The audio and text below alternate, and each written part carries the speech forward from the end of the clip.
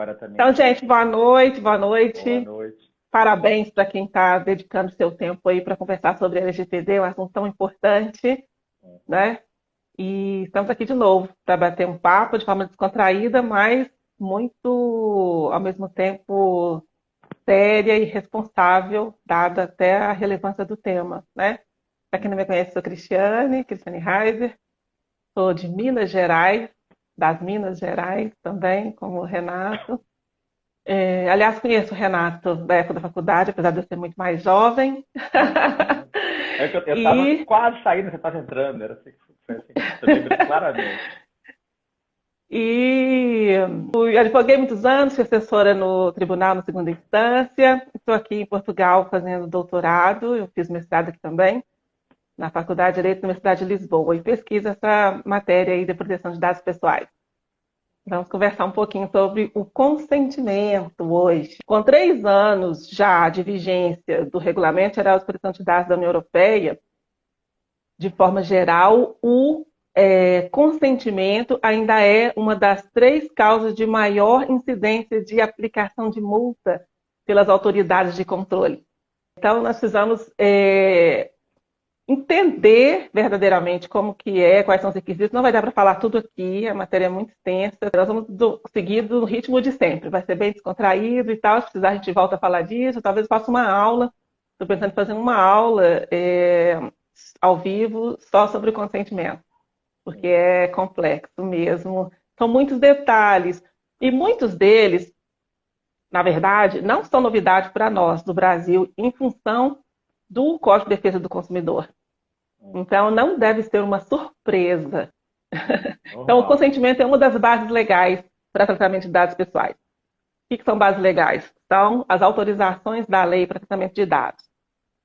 Os dados pertencem à pessoa a quem aquelas informações dizem respeito, né? Essa pessoa é a titular dos dados. E então, para um terceiro utilizar algo que pertence a outrem, ele tem que ter uma autorização, seja diretamente desse titular, seja da lei. Neste caso, a própria lei já traz, porque ela regulamenta a autorização do próprio titular como uma das autorizações para utilização de dados pessoais.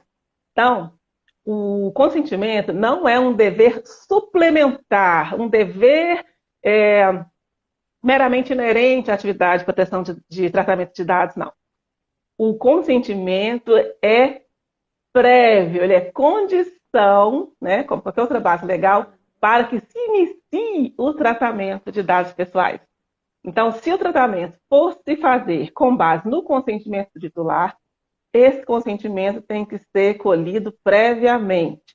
E ele tem aí uma série de requisitos para que ele seja lícito, né? Aqui, a lei, a LGPD, e o RGPD, eles trazem requisitos muito próximos, ou os mesmos requisitos até, não dá para fazer uma aproximação nesse nível, mas eles colocam um pouquinho diferente e alguns requisitos estão em outros lugares. Então, na parte de base legal, no inciso que trata da base legal, né, no dispositivo legal da LGPD que trata das bases legais, ela diz que o consentimento tem que ser, aliás, na definição, né, naquelas definições, para efeito de consentimento, entende-se a manifestação de vontade livre, informada e inequívoca, né? O Isso informado é aí que eu acho que é o que é mais. conversa para muito tempo, só essa parte aí, Então, só a né? palavra informado a gente pode ficar aqui 3 dias. Essa parte que você gosta, por causa do CDC, Eu você adoro começou a a parte do falar disso informado. na aula lá de passada, né? Exatamente. Também o que irrita, porque você pega, por exemplo, eu não sei se aí na União Europeia está acontecendo igual aqui no Brasil. A gente agora, por causa da vigência da LGPD, né, os últimos 2, 3 meses, a gente entra em qualquer aplicativo, aí vem uma mensagem padrão, pelo menos no caso do meu celular é Apple, vem uma mensagem padrão, que é o aplicativo para se adequar à LGPD, gostaria de sua autorização para coletar dados, não fala quais, para melhorar a sua experiência com o aplicativo e os parceiros. Ponto. Sim ou não. Mais nada. Não fala que dados, não fala que parceiros, não fala para quê, ainda veio com essa frase mística, para melhorar a minha experiência. Eu falei, como assim? Olha, isso aí eu já até acho que eu fiz um vídeo sobre isso. Melhorar a experiência do usuário pode abolir. Os controladores podem abolir. Isso não serve mais, não pode ser utilizado mais. Servir nunca serviu, né? Mas agora não pode mais, porque não informa verdadeiramente o titular. Então, a informação genérica, ela não atende porque a exigência de que a informação seja muito clara, acessível, né, a qualquer titular, ao homem médio, né, para quem é aí do direito. E que mostra a finalidade e quais dados vão ser colocados. Porque clareza porque o consentimento tem que ser específico. Exatamente. Então, vai exigir a identificação da natureza dos dados, de cada parceiro. O que cada parceiro e o consentimento é colhido para dados. Você que escreveu. O que cada parceiro vai fazer com os dados também. Porque, às vezes, a minha finalidade com os dados é uma. Mas na hora que eu passo para o meu parceiro, a finalidade dos dados do meu parceiro é outra. Consequentemente, se não é a mesma minha, eu tenho que ter outro consentimento para ele tratar os meus dados de uma maneira diferente. Para outro. Porque são duas situações. É outra finalidade. E eu ia falar agora, cada consentimento tem que ser dado. Aliás, o consentimento é colhido para cada finalidade. Inclusive, você escreveu sobre isso no jornal de Varginha hoje, não foi? O tema que você falou no Jornal de Varginha? Hoje, tem um pouquinho disso, eu coloquei na parte da descrição do post, porque isso não coube no artigo, porque eu faço um esforço tremendo para colocar o artigo dentro do tamanho razoável, mas quem é advogado sabe a dificuldade que é escrever pouco, então, e não consegui colocar aquela parte que era a parte do consentimento, aí eu coloquei ali do lado de fora do post, eu fiz isso também no Facebook. Mas hoje eu escrevi sobre a biometria, porque foi iniciada a investigação contra a maior rede de farmácias do Brasil que tem coletado biometria dos clientes. Por que uma farmácia precisa da biometria? A justificativa, segundo os levantamentos, as denúncias que ensejaram a investigação, é para cumprir a LGPD. Mas eu não posso dizer aqui o adjetivo que vem à minha mente quando eu ouço uma coisa dessa, porque... Quem informa isso para os usuários são os atendentes. Sim. Mas a rede de farmácia é uma empresa muito grande, ela tem, né, aliás, é um grupo, né? Ela tem um encarregado de proteção de dados, que inclusive prestou esclarecimento para os órgãos de imprensa. E que disse que os empregados recebem treinamentos regularmente. Que eu falei na live passada, o processo no Brasil é exógeno, né? Então, o nosso esforço é muito grande e eu convoco todas as pessoas aí a se envolverem, procurar saber, porque é muito importante para todos nós, no nosso dia a dia, tem uma influência muito significativa na nossa vida. Nós precisamos disseminar essa cultura da proteção de dados o quanto antes na nossa sociedade. O que eu penso é que, como é uma lei aberta e o controlador tem a oportunidade de decidir, de escolher como ele vai implementar o uso dos dados, no final das contas, o uso dos dados pessoais, né? Ele não se atenta aos parâmetros colocados na lei. Ele acha que ele pode... Há uma liberdade criativa mesmo, e é preciso que haja, mas dentro dos parâmetros da lei, né? Então, ela não pode escolher que ele vai fazer a identificação das pessoas utilizando a biografia. A biometria. Esse não é o modo ordinário de identificação de uma pessoa, né, que é o seu documento de identidade civil, e é um modo que, proporcionalmente, não se justifica ser utilizado para identificar uma pessoa numa farmácia.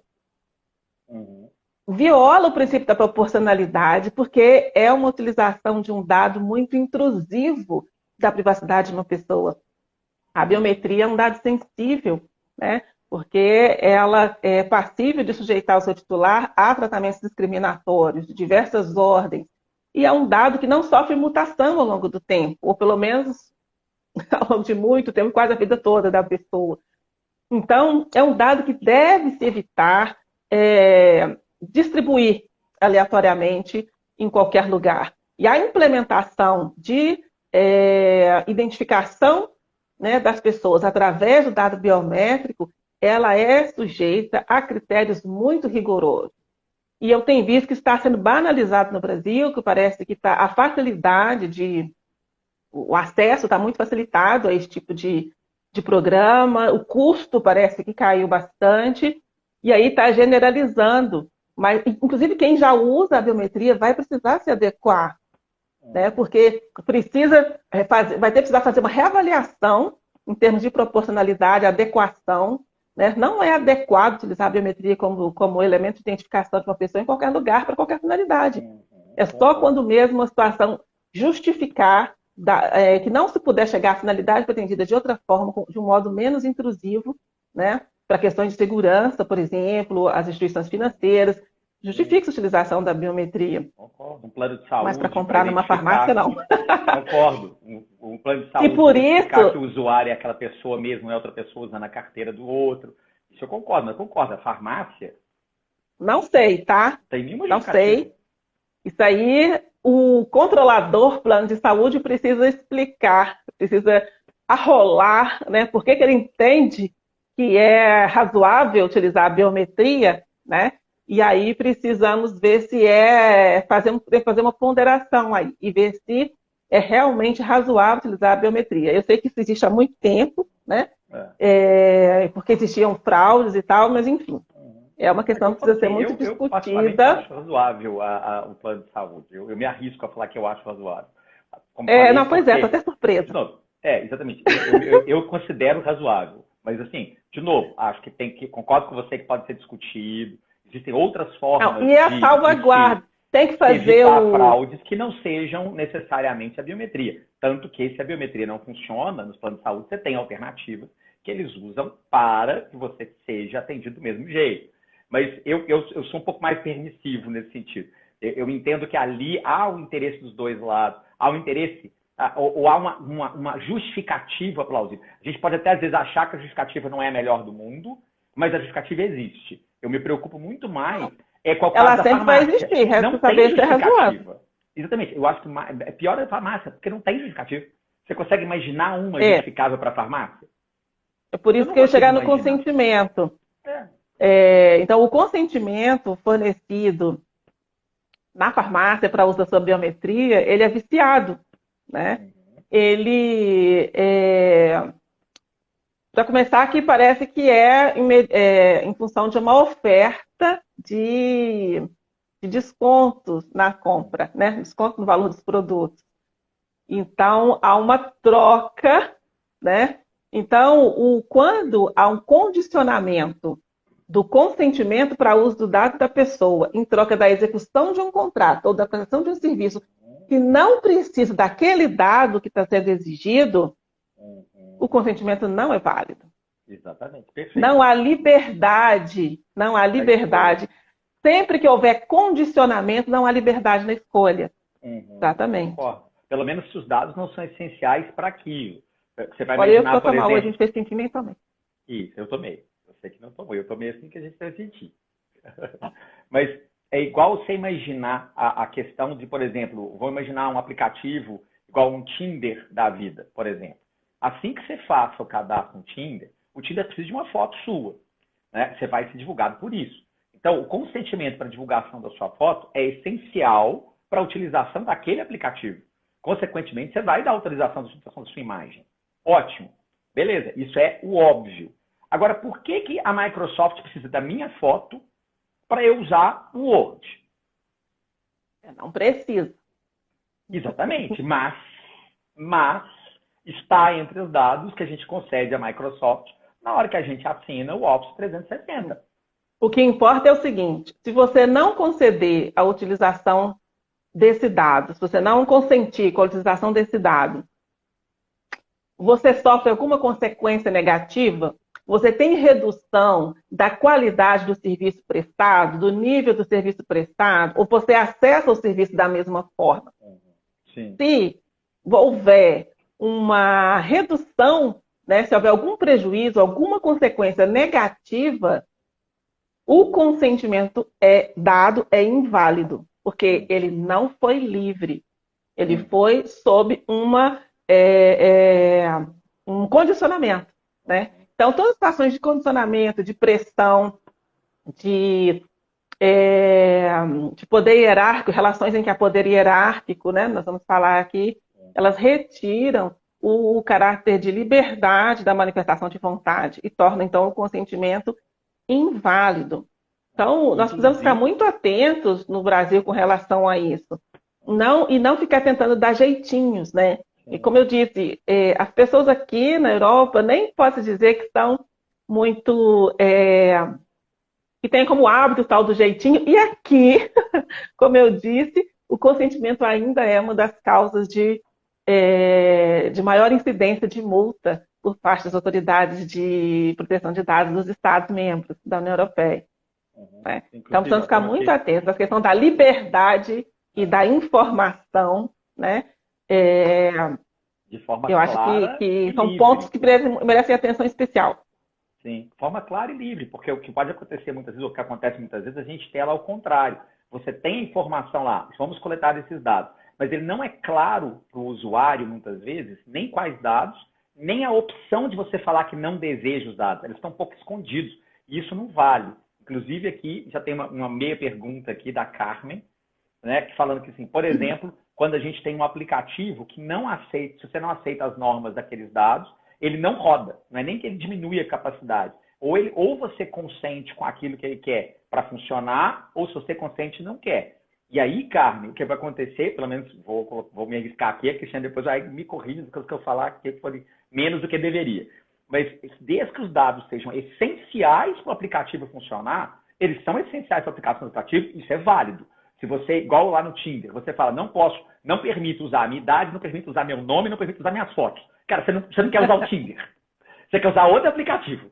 Você quer usar um aplicativo aleatório para conhecer gente, porque não dá. Agora, se o Tinder quer, junto desses dados, um outro dado que não faz o menor sentido, tipo o número do seu cartão de crédito, que a gente quer exibir. Por exemplo, peraí, você não precisa do número do cartão de crédito para me exibir. Não vai ser exibido em cima. Qual que é a minha renda mensal? Isso não tem que ser exibido no Tinder, no meu perfil, para atrair A, B ou C. Então, consequentemente, o Tinder pode falar, se você não me dá acesso a uma foto, se você não me dá acesso ao seu nome nem à sua idade, você não vai funcionar. Porque eu não quero que ninguém simplesmente minta isso.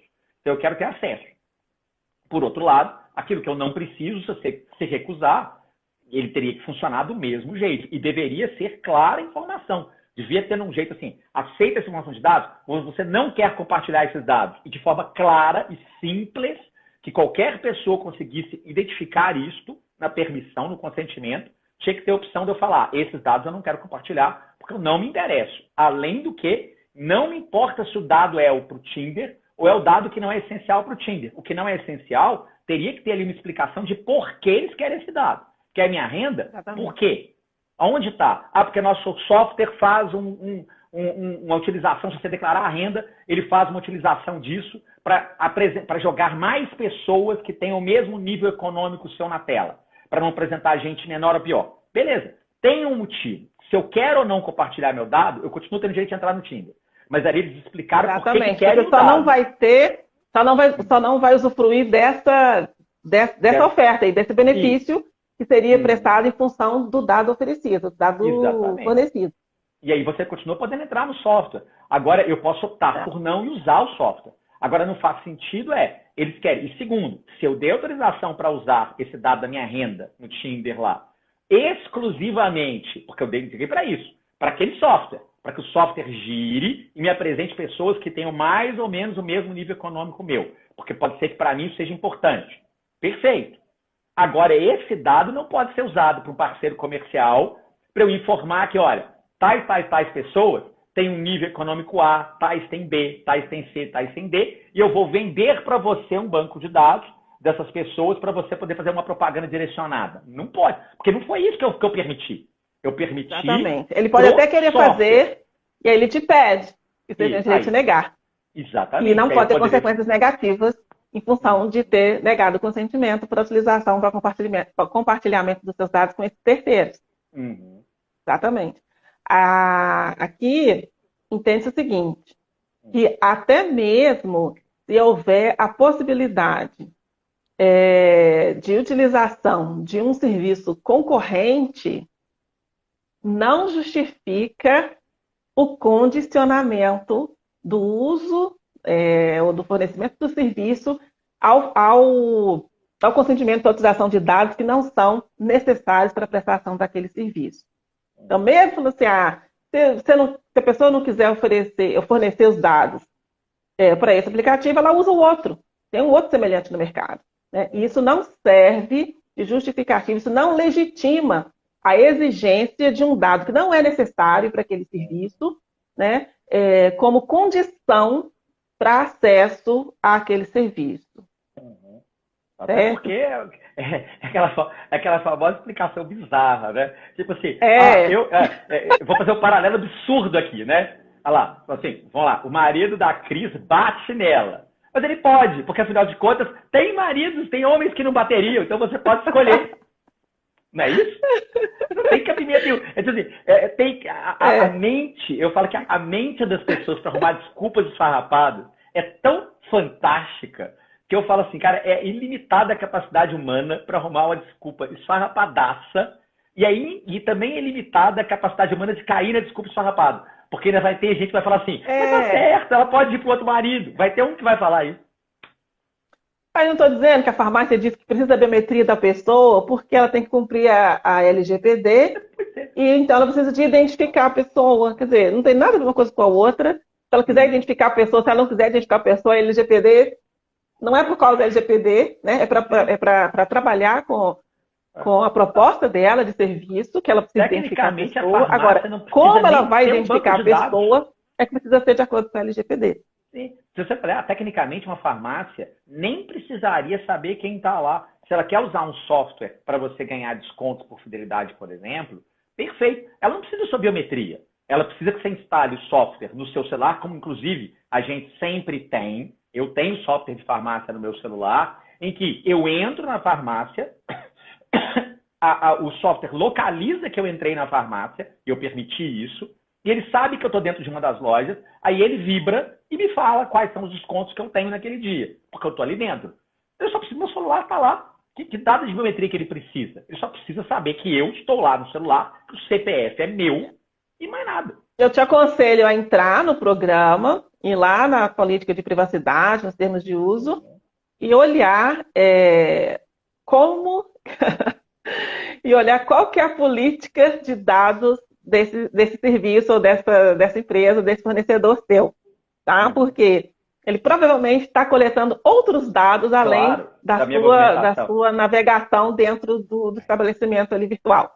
Pelo que está escrito nesse porque termo, isso também olha, além de ele monitora o seu interesse, tá? Ele monitora as suas compras, isso gera um perfil seu. Tá? Ele provavelmente coleta a sua localização. Esse tá? programa e às vezes o seu deslocamento também. E aí sabe que você foi a um médico. Isso tudo agregado forma um perfil de grande valor de utilização no sentido que pode te prejudicar né, por parte de outras empresas. Né? E algumas farmácias prestam essas informações para indústrias farmacêuticas, para planos de saúde, para empregadores. Né? Essa específica eu tive curiosidade. Eu já tinha lido o termo, lá na origem até. O termo dela fala que na localização, ele é o único tópico, inclusive, que ela fala um pouquinho mais. Todo o resto que ela fala sobre compras é extremamente genérico. O de localização é o único que ela fala, porque esse é opcional separado. Você pode aceitar ou não a localização separada.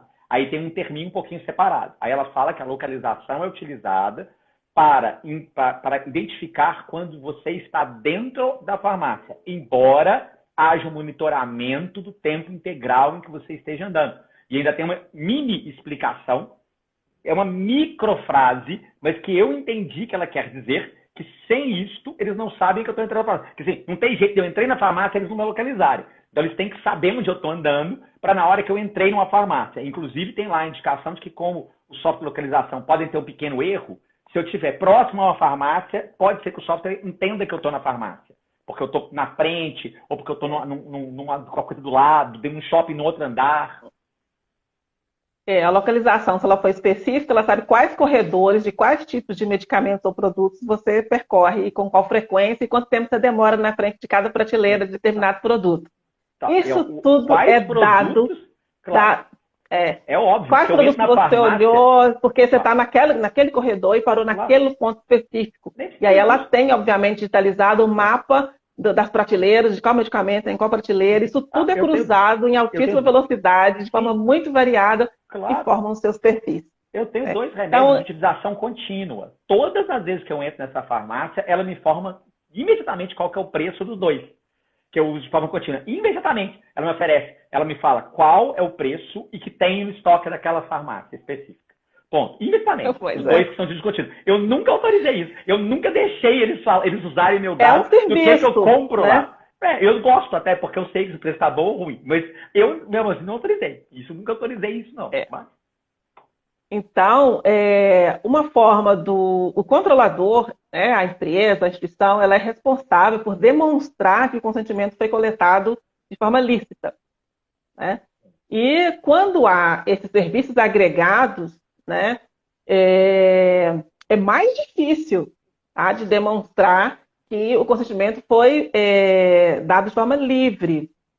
Então, uma forma dela demonstrar que o consentimento é livre é demonstrar que se o titular retirar o consentimento dado, que ele continua a usufruir do serviço nos mesmos moldes. Por exemplo, se uma empresa de roupa, sei lá, de moda, oferece, tem uma assinatura, né, de revista, e quem assina essa revista recebe descontos, né, nas compras dos produtos. Então, ela tem o quê? O dado de contato da pessoa, o e-mail, por exemplo, né, e o nome. Agora, ela, ao mesmo tempo, solicita o consentimento do usuário, do cliente, para coletar os dados de suas preferências, né, o seu histórico de compras, né, as pesquisas, que nós demonstramos nossas preferências fazendo pesquisas, né, também. Então, ela pede autorização, né, o consentimento, para coletar e utilizar dados que revelem as preferências desse mesmo cliente para lhe fazer ofertas personalizadas. Então, além do e-mail, do endereço de e-mail e do nome, ela vai colher dados de navegação do cliente dentro da loja virtual. Agora, e de compras, né? E vai coletar, vai guardar e vai processar, né, esses dados. O Mercado Livre faz isso, por exemplo, e tem o consentimento específico no Mercado Livre. Pois é. Agora, esse consentimento... Você compra ou não, e te oferece coisas... Esse consentimento tem que ser passível de ser retirado. Sim. É o que é o mais complicado, porque nunca é no lugar óbvio. Eles têm. Mas sim, não, isso é uma outra coisa. Opções. Por isso que a gestão do consentimento é uma dor de cabeça. Então, se o titular retirar o consentimento para a coleta desses dados que revelem as suas preferências, ele tem que continuar recebendo os descontos da mesma forma. Demonstrando que é possível a retirada do consentimento, que permanece o serviço nos mesmos moldes, o controlador demonstra que aquele consentimento foi dado com liberdade, foi uma escolha livre. É uma das formas de demonstrar. Então, agora, o consentimento, como eu disse, ele tem que ser dado para cada operação de tratamento de dados. Normalmente é dito dessa forma, mas isso significa que ele tem que ser dado para cada finalidade, né? As operações se diferenciam em função, neste caso, em função da finalidade do tratamento de dados. Então, se houver várias operações de tratamento de dados por uma mesma finalidade, pode haver um só consentimento para essas operações. Desculpa, porque elas visam atender a uma mesma finalidade. Agora, se houver várias finalidades para um mesmo tratamento, é preciso colocar o consentimento para cada uma dessas finalidades. Porque o consentimento tem que ser específico, ele tem que ser inequívoco para finalidades específicas informadas ao titular. Né? A gente junta aí o princípio da finalidade. A finalidade tem que ser específica, explícita, né? E informada ao titular. É legítima, teoricamente, né? separada. Você concorda comigo? Deveria ter uma lista. Então, esses dados que eu quero para essas finalidades. Teoricamente, não. Tem que ser separado. Exatamente. Eu quero o dado A para a finalidade A. Para a finalidade B, eu não vou dar consentimento. Para a finalidade C, sim. Para D, não. Porque eu só vejo os consentimentos aqui no Brasil hoje, não sei se aí na União Europeia está diferente. Aqui, eu só vejo genéricos. Ainda que não pode ser em bloco. Isso, ainda não que pode se ser em fale. bloco. Pois é, aqui eu só vejo em bloco. Ainda que se fale, olha, são 30 dados e são 80 finalidades, eu só tenho a opção de aceitar tudo ou nada. O máximo que eu vejo separado... É ilegal, flagrantemente ilegal. O único dado aqui no Brasil, nos softwares que a gente vê aqui no Brasil, que eu vejo separado, é o da localização... Dois, né, na verdade. O da localização da onde você está. Os softwares que pedem isso, eles pedem separado o direito de usar a sua localização. E B, o acesso a alguma coisa no seu telefone, como seja fotos ou lista de amigos ou algo parecido, que também se pedem separado. Só. Todo o resto dos dados é de forma genérica, é um pacotão. É sim para tudo ou não para tudo. É bizarro. Não pode, porque uma das características do consentimento, da coleta do consentimento, é que ele tem que ser granulado. Justamente separado para cada finalidade. Como eu disse, pode ser que mais de uma operação de tratamento se destine a mesma finalidade. Por exemplo, o mais comum, a empresa quer enviar correspondências, enviar mensagens publicitárias, né, dos seus produtos, suas coleções novas e tal, para um cliente. Então, ela faz a coleta do nome do e-mail e faz o armazenamento. Cada um desses atos é um tipo de tratamento de dados, é uma operação de tratamento de dados diferente. A coleta é um tratamento de dados, o armazenamento é outro tratamento de dados. Mas ambos se destinam para a mesma finalidade, que é estabelecer o contato, a comunicação com o cliente daquela loja ou daquela organização. Né? Então, pode ser um consentimento, porque são dois tratamentos com a mesma finalidade. Agora, se houver uma outra finalidade, que, por exemplo, o compartilhamento desse dado para um parceiro que também vai oferecer, vai enviar mensagens publicitárias, é uma outra finalidade. Precisa de um outro consentimento. Né? Então, ele tem que ser... Uma das características da coleta do consentimento é a granularidade. Ele tem que ser... Por isso que a gente vê em alguns sites cardápio de cookies, né? Que aí você tem as diversas finalidades para aqueles cookies. E aí a pessoa vai selecionando, né? A pessoa atenta, diligente, que cuida dos seus dados, ela não concorda com tudo, ela vai lá em selecionar ou gerir, sei lá, né? Dependente da forma como o site oferece para você essa opção, a pessoa vai nesse campo e antes de usufruir lá, de curtir o que ela quer, ela vai gastar um tempinho e vai lá selecionar para quais finalidades ela dá o seu consentimento e para quais ela não dá. E sempre no finalzinho vai ter um campo em que ela não vai ter a opção de não dar o consentimento, que são aqueles dados que são essenciais para o funcionamento do site ou do aplicativo, mas vai ter a descrição dizendo de que forma aqueles dados para os quais ela não tem a opção de não consentir, se ela quiser utilizar aquele serviço, como que eles são usados. Eu vou confessar quais os dados e como eles são usados. Vou confessar uma coisa que vai te horrorizar. Eu não me lembro de já ter visto no Brasil nem uma vez na minha vida em nenhum site cardápio de cookies. Eu já vi fora do Brasil. Quando eu estive fora do Brasil, eu vi e tomei um susto o dia que apareceu isso para mim num site, né, que foi em Las Vegas. E eu falei assim, gente, o que é isso? Eu tomei tanto susto que eu parei para ver o que era, entender o que era. Voltei para o Brasil falando assim, gente do céu, que coisa maravilhosa que tem fora. No Brasil, eu tentei acessar o mesmo site, que era um site de Vegas do Brasil, porque o meu IP estava no Brasil, não me foi oferecido, simplesmente os cookies foram instalados. Inclusive, porque as empresas se adaptam de acordo com a legislação local, as leis locais. Isso. Inclusive, você Exatamente. vai responder aqui o Rodrigo, porque o Rodrigo Lucas aqui já fez perguntando. Os sites de jornais na internet te obrigam a aceitar seus cookies. Isso é certo? Porque você não tem nenhuma opção de não aceitar os cookies. Inclusive, vamos fazer uma ressalva rápida Como aqui, não tem porque opção? isso, você não tem opção no Brasil. A maior parte dos cookies é Tem, tipo assim, gente. É porque eu tô aqui que eu tenho essa opção? Será? exatamente, provavelmente. Eu tô falando com tanta naturalidade. Aqui no Brasil, primeiro, não aparece o cardápio de cookies. Vamos começar por aí. É o primeiro problema. Segundo problema, nem todo site que a gente entra no Brasil aparece Oi, Rodrigo, a opção. Desculpa aí. Oi, Rodrigo.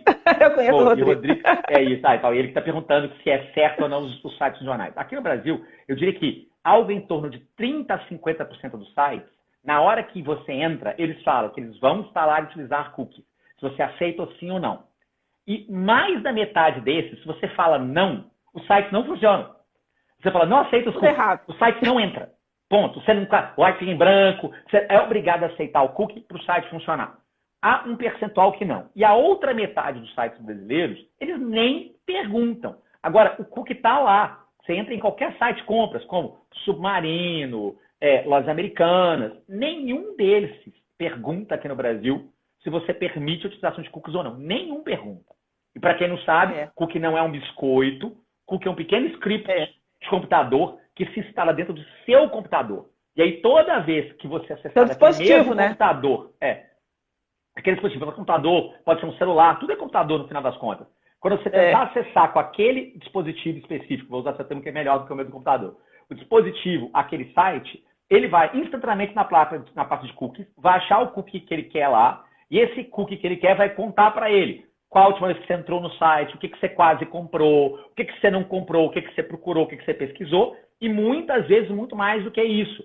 Navegadores de internet, por exemplo, eles têm cookies genéricos, que são do próprio navegador, para ele acelerar o processo de navegação. Só que os navegadores permitem você colocar uma navegação secreta, e quando você sai do navegador, ele apaga esses cookies. De qualquer maneira, se você não apagar, qualquer pessoa que pegar seu computador e souber a pasta onde está esse cookie, que é simples de saber, entra lá e te fala. Cada site que você entrou, cada vídeo que você viu, a gente morrendo de medo agora, né? Tem 4 pessoas agora querendo jogar o computador pela janela. Meus vídeos também, é sério.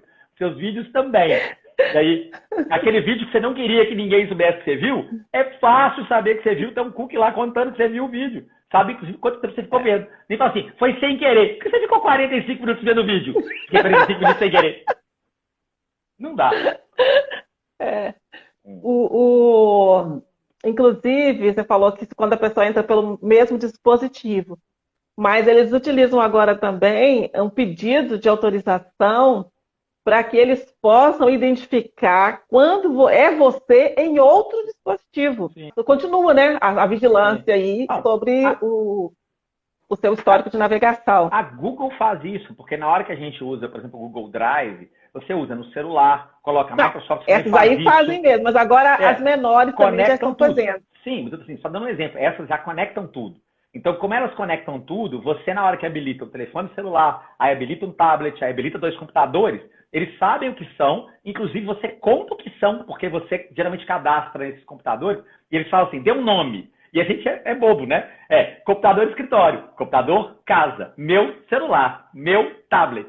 Beleza, agora a Google sabe até onde você está com cada um deles. Não que fosse difícil saber, porque pela localização do IP, o seu computador estaria numa área de centro de cidade, que é de escritório, o seu computador de casa vai estar numa área residencial, seu celular vai passear pela cidade, seu tablet vai eventualmente passear por um lugar ou outro. Não é tão difícil assim adivinhar o que seria o quê. Mas a gente já conta de qualquer maneira, sem perceber que está contando. Mas eu achei interessante, porque eu entrei no site de um amigo meu hoje, que eu não vou contar quem e aí houve uma novidade, que eu já tinha olhado a política dele pela cidade, já tinha falado com ele algumas coisas, até tinha elogiado o que ele falou que ele tinha feito há muitos anos, é uma pessoa muito consciente. Mas quando eu entrei hoje, abri uma tela. Não vou contar não, porque tem irregularidades ainda. Então não conta. Por isso que eu vou contar. Abriu uma tela, aí ficou todo assim, translúcido, né? E uma tela para eu aceitar os cookies, e os cookies vieram em forma de... o pedido de consentimento veio granulado, veio o cardápio de cookies mesmo. E aí, só que aí, na hora de selecionar, eu até perguntei para ele se ele teve ajuda especializada para fazer aquilo. E aí ele disse que não, que foi com base no entendimento dele mesmo da lei e tal, ele é bem espertinho. Entendi. Mas aí eu falei para ele, ó, tem umas perguntas, a forma de descrever, aí dei parabéns pela iniciativa, pelo cardápio e tudo, mas a forma de descrever, eu falei assim, olha, eu vi muito rapidamente, eu senti que você estava tentando dar uma volta no titular dos dados. Deixa eu mandar um beijo aqui, que a doutora Elaine Matosinhos entrou aqui, doutora Elaine Matosinhos é importante. Aí, doutora Elaine, obrigado pela presença. Obrigada, seja bem-vinda. Não que todo mundo que está vendo também não seja importante, mas a doutora Elaine merece um oi. Seja bem-vinda. O cardápio de Cook se mostra como uma ferramenta que atende à exigência de granularidade na coleta do consentimento. Uhum, E o consentimento tem que ser livre, quer dizer, então a pessoa pode marcar ou não marcar, ela vai usar o serviço da mesma forma, ela vai só deixar de usufruir, por exemplo, se tem pedido lá de coleta de dados para te oferecer um serviço personalizado, você não vai ter serviço personalizado, senão permitir a coleta desses dados que têm essa finalidade.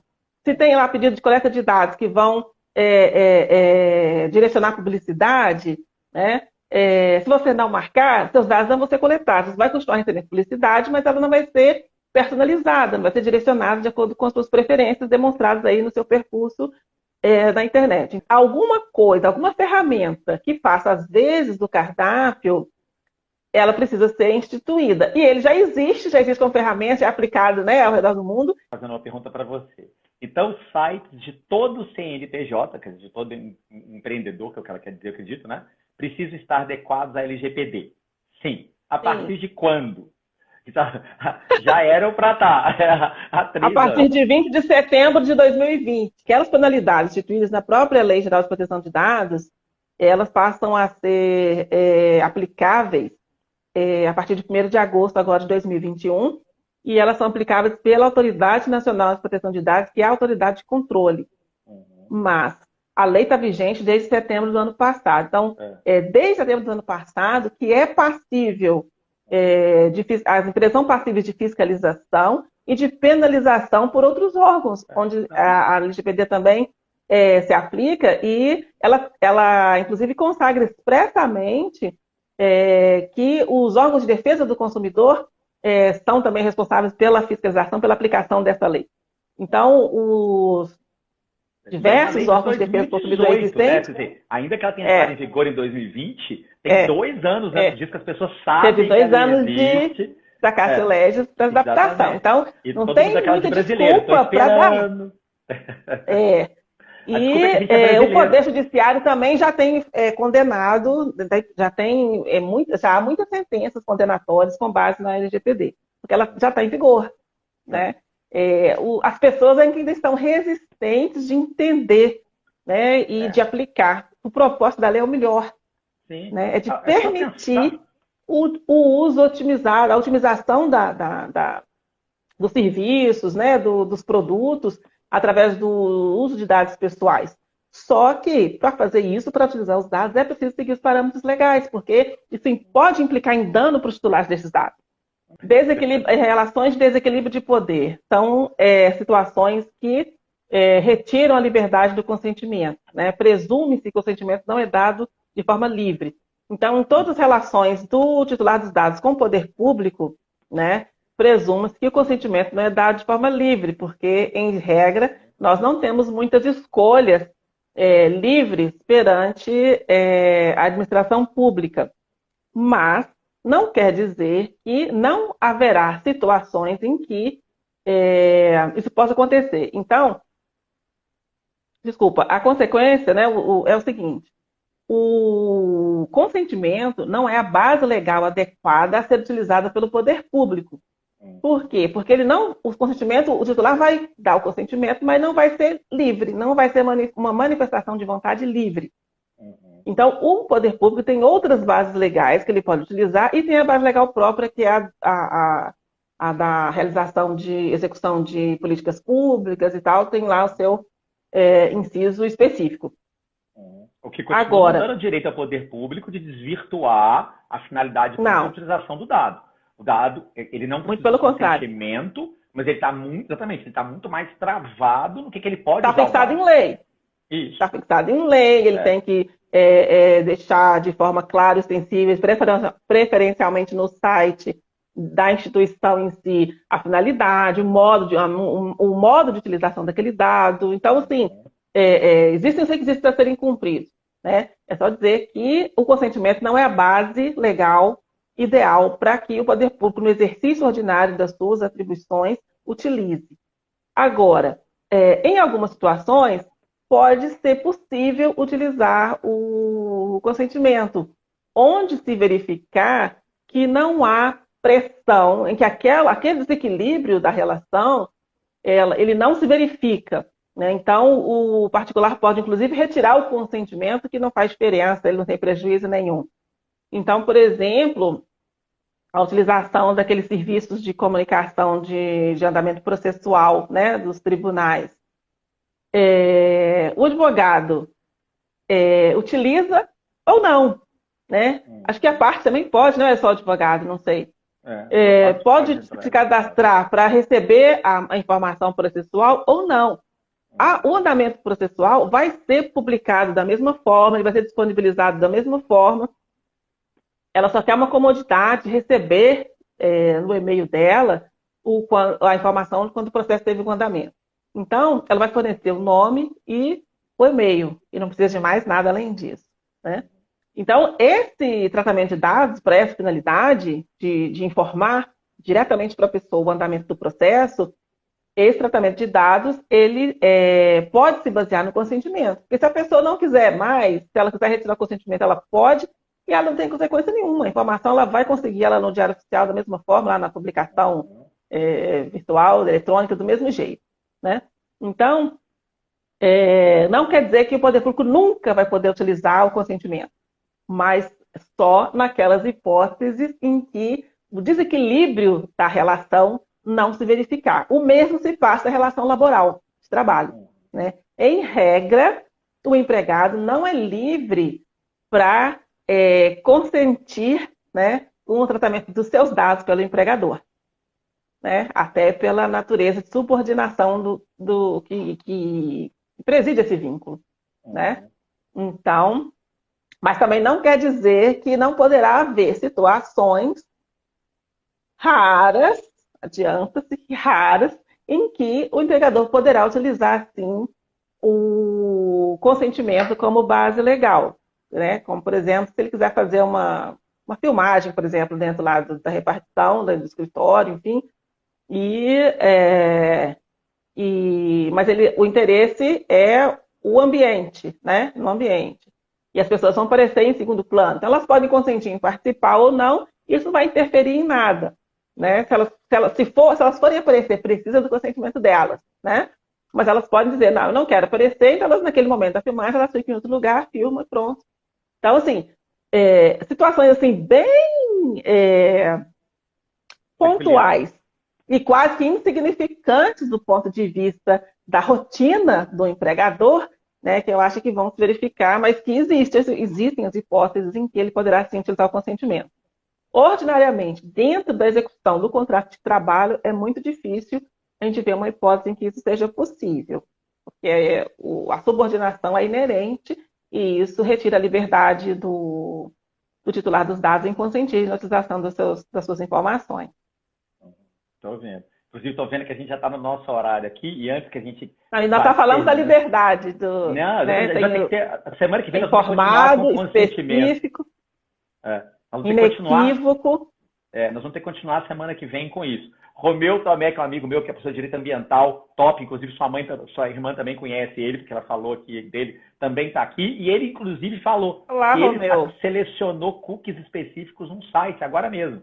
E valeu, agradecendo a gente que ele entrou. Depois você conta que site foi esse, porque eu nunca vi no Brasil um lugar que a gente pudesse escolher. As informações para coletar o consentimento, elas têm que estar muito claras, né, e separadas de outras informações. Então, o consentimento não pode vir dentro da política de privacidade, escondido lá no meio de um texto em formato de contrato gigante, né? Ele tem que ser muito claro. Agora, há alguns serviços muito complexos que, às vezes, o fornecimento das informações para a coleta do consentimento vão exigir textos maiores e tal, mas aí é que entra a inovação, a parte criativa do controlador. Isso é exigido demais em termos de proteção de dados pessoais. A liberdade implica criatividade. Criatividade para atender da melhor forma possível às disposições da lei. A aplicação dos princípios da proteção de dados pessoais e a realização dos direitos dos titulares dos dados. Os controladores são livres para soltar o seu potencial criativo no sentido de otimizar, de realizar isso da melhor forma possível. Mas é preciso fazer da forma como a lei determina. Né? Ó, a gente vai fazer merchandising gratuito aqui, porque o Romeu falou qual que é o site que ele fez, é a HBO Max. Então, quando você continua fazendo aqui, ó, HBO, se quiser patrocinar a gente, que a gente está falando bem de você, pode, a gente aceita patrocínio da HBO. Gente, é tanta coisa importante, são tantos detalhes, vou fazer uma aula mesmo sobre gestão do consentimento. Eu acho que a gente vai ter que continuar a semana que vem, porque é o que você falou, a gente não saiu do primeiro tópico, de verdade, da live. Talvez semana que vem... Primeiro requisito, que é o da liberdade, né, do consentimento livre. Eu quero falar da checkbox, tá? Porque isso eu sei que é uma prática. Como o consentimento tem que ser inequívoco, ele exige que exige um ato positivo, uma ação positiva do titular. Então, isso se aplica também ao tal do cardápio de cookies. Quer dizer, não pode vir previamente marcado. A coleta do consentimento não pode ser uma caixinha que já vem marcada você desmarcar de forma que, se o titular não fizer nada, ele já concordou. Se ele quiser não concordar, é que ele tem que agir. Isso não atende aos requisitos do consentimento válido. A declaração pode até vir redigida, mas ela tem que depender. Você pode vir redigida em termos claros, né, inteligíveis, para o homem médio, a gente vai falar disso, do consentimento informado, mas ela tem que exigir uma atitude positiva do titular. É ele que tem que ir lá e marcar. Sim, eu consinto. Mas é tudo um aprendizado. Nós estamos num momento de aprendizado, de aprender a lidar com a legislação. Isso é novo para nós. A NPD vai levar isso em consideração, mas como eu disse, né, e eu disse não, né, eu reporto as palavras do próprio diretor da NPD.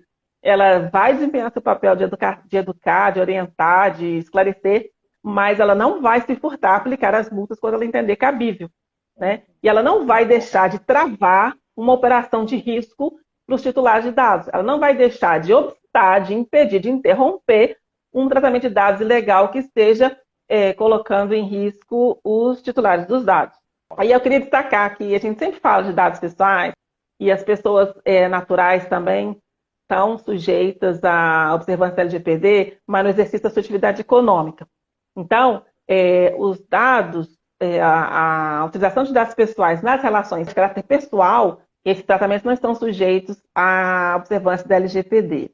Eu queria só destacar para ver como que a coisa é particularizada. Né? Então, na minha perspectiva de pessoa natural, eu tenho aqui uma lista de pessoas com nome, telefone, estou organizando uma festa minha, né? Não vou cobrar ingresso, nada disso, é minha festa. Então, eu utilizo endereço, enfim. Para mim, naquela lista, eu tenho dados ali estruturados, eu não preciso observar a LGPD. Mas o software que eu estou utilizando, o fornecedor, né, do software que eu estou utilizando para organizar esses dados, ele sim, ele tem que observar a proteção de dados, a lei de proteção de dados pessoais. Perfeito. Bastante interessante. A gente não percebe essas nuances. Por isso que eu falo que é uma lei diferente. Né? E a gente precisa abrir a mente para poder olhar para ela. E precisamos cada vez mais de profissionais muito qualificados para trabalhar com a LGPD, para que nós possamos ter um nível de proteção de dados no nosso país que seja realmente forte, robusto, que nos permita, inclusive, entradas em ambientes internacionais importantes, né? Que nos permita ser vistos como um país sério em termos de proteção de dados pessoais, que isso abre portas, né? Abre portas que nos beneficiam enquanto sociedade. E também pela segurança, né, de cada pessoa. Vou repetir aqui da minha indignação com o fato de que 84% das empresas ainda não está adequada à LGPD, faltando poucos dias para entrada em vigor da parte sancionatória da lei, né? E isso indica que os profissionais, os advogados, as pessoas do direito estão paradas, né? Então, eu quero convocar, eu vou começar a fazer um trabalho nesse sentido, né? Vou convocar as pessoas, vou criar aí uma legião de protetores de dados. Para a gente se mexer, para a gente sair do lugar, porque o tempo está passando. Né? Então, nós precisamos fazer alguma coisa. Eu mais com dado que a gente não tem, porque 84% não está adequado. A minha pergunta maior seria, qual percentual desses 84% sequer sabe da existência da LGPD? Nós vamos precisar de profissionais que realmente percebam corretamente a lei. Nós não podemos permitir a aplicação literal dessa lei. Não podemos. Vai gerar um nível de implementação do regime jurídico de proteção de dados muito deficiente, muito aquém do necessário e do desejável. Né? Então, isso é atribuição dos advogados, né? Os jovens advogados aí, existe um campo aberto imenso, né, para começar a trabalhar, para explorar, mas precisa de estudar e de conhecer realmente a lei e fazer subir o sarrafo aí em termos de compreensão, não deixar que ela seja aplicada por baixo formalmente. Né? Como eu sempre falo, o Privacy by Design é o arcabouço desse regime jurídico e ele exige eficácia. Então, as medidas não podem ser aplicadas, as medidas de segurança dos dados não podem ser aplicadas pro forma. Isso não atende à exigência da lei. É uma segurança tanto para o titular dos dados, quanto para aquele que efetivamente realiza o tratamento de dados pessoais. Tintim para a nossa live hoje, que, inclusive, eu acho que a gente foi um sucesso em rede público hoje. O Leonardo está aqui agradecendo, que foi ótimo. Eu vi gente que aqui, bom, obrigada. Vários dos meus alunos aqui brincando, né? Porque falando que eu sou o Thor, eu não sei se você sabe disso, mas eu sou o Thor dos Vingadores, exatamente sou eu. Louro alto, os olhos azuis, sou eu. Pois é, eu estava aqui pensando, Thor de onde, gente? Não é da Marvel, não é possível. Sou eu, Thor dos Vingadores. E eu não reconheci. Existe uma explicação para isso científica. Eu não sei se você conhece. Você conhece o David Michelangelo, não é? A escultura. David Michelangelo, para quem não conhece, é uma escultura perfeita. Feita em mármore negro, dificílima de esculpir. E Michelangelo acabou de fazer sem nenhum erro. Naquela época, as esculturas romanas, elas são todas pequenas. Sabe por que elas são pequenas? Porque o cara errava. Então ele começava a fazer com 4 metros, ele errava, ele raspava em volta, diminuía, acaba que elas têm por padrão 1,5 metro de altura. Não é aquelas pessoas que tinham 1,5 metro. Era quando eles paravam de falar assim, não dá mais para eu errar. Michelangelo fez Davi com 4,5 metros, desde o começo ele quis fazer. Quando perguntaram para ele, Michelangelo, como é que você fez uma escultura tão perfeita? Ele falou que ele nunca tinha esculpido um Davi. Aí o povo, claro que você esculpiu um Davi, é esse aqui. Eu disse, não, eu peguei um pedaço de mármore negro, dentro dele tinha um Davi. Eu só tirei as arestas. Quem olha para mim e não vê Thor, é porque não tem olhar de Michelangelo. Se tivesse olhar de Michelangelo, conseguiria tirar as arestas, empilhar e veria basicamente um louro alto de olhos azuis nórdico. Porque sou eu. O meu espírito é o Thor. Sou eu. Inclusive, a minha filha, Carol, que inventou um personagem novo só para mim, quando ela tinha uns 6 anos de idade, falou que eu sou o Wolvertor de ferro. Que eu sempre achei fantástico. Isso, Wolvertor de ferro. Eu sou parte Wolverine, parte Thor e parte Homem de Ferro. Eu achei sempre fantástico. Não, completou. Ficou perfeito. Me descreve de forma perfeita. Não consigo imaginar uma descrição mais perfeita do que eu vou lapidar o meu olhar para conseguir enxergar o Thor. Por isso que meus alunos me adoram tanto, que eles gostam de Thor. Gente, muito obrigada. Outra live fantástica, Tintim. Tintim. Para você. Muito obrigado por todo mundo que assistiu a gente. Espero que tenham gostado de novo. Semana que vem tem mais. Acredito que a gente vai continuar com esse assunto, porque a gente nem chegou perto de esgotar o consentimento hoje. Vocês gostariam que a gente continuasse a falar do consentimento na próxima live? Quem está presente aí, fala e se manifesta agora nesse momento. O Leonardo falou que se eu for louro alto de olhos azuis, vou fazer sucesso no Tinder. Me sacaneou total aqui. E a Carmen andou contando que eu já me vesti de Thor na faculdade, que foi muito engraçado. A doutora Elaine agradeceu aqui os debatedores, mandou um abraço pra gente. A Carmen pediu uma foto minha vestida de Thor. Tá de sacanagem, eu não vou colocar isso nunca aqui. Eu tenho as fotos vestidas de Thor. Isso. Todos podem mandar perguntas em box pra gente mesmo depois que acabar, a gente responde. Alguma dúvida? Toda semana aparece alguém que manda alguma coisa depois para poder responder aqui. A gente responde sempre. Tá bom? Ó, muito obrigado para todos. Quinta-feira que vem tem mais. Acostumem com horários 9 Então, horas. quinta-feira continuamos com Consentimento parte 2, não é isso? Vamos, Consentimento parte 2, já está aqui, já temos muito interessados que vão voltar para o Consentimento parte 2. Então tá bom. Então, Combinado. Ó, Cris, beijo para você. Então, beijo. De novo. Beijo em todos. Obrigadão. Obrigado Até a todo mundo aí quinta. presente.